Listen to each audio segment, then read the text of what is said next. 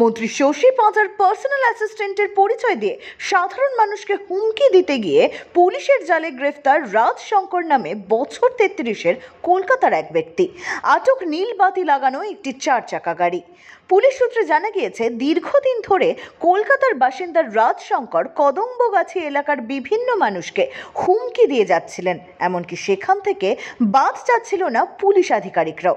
মন্ত্রী শশী পাঁজার নাম ভাঙিয়ে একাধিক বিষয় বিভিন্ন থানার পুলিশদেরকেও ফোন করতেন। বুধবার রাতে দত্তপুকুর থানার কদম্বগাছি ফাঁড়ি এলাকায় নীল রঙের একটি 4 চাকা গাড়ি করে এসে এলাকার সাধারণ মানুষকে বিভিন্ন ধরনের হুমকি দিতে তাদের সন্দেহ হয়। তারা ওই ব্যক্তিকে ধরে কদম্বগাছি ফাঁড়ির পুলিশকে খবর দিলে ঘটনাস্থলে পুলিশ গিয়ে ব্যক্তিকে আটক করে।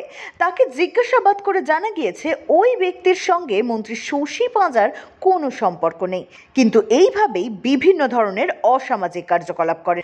ইতিমধ্যেই কদম্বগাছি ফাঁড়ির পুলিশের পক্ষ থেকে মামলা রুজু করে অভিযুক্তকে বারাসত আদালতে পাঠানো হয়েছে। পাশাপাশি গোটা বিষয়টি তদন্ত করা হয়েছে পুলিশের পক্ষ থেকে। ব্যুরো রিপোর্ট, এক্সপোজ বার্তা।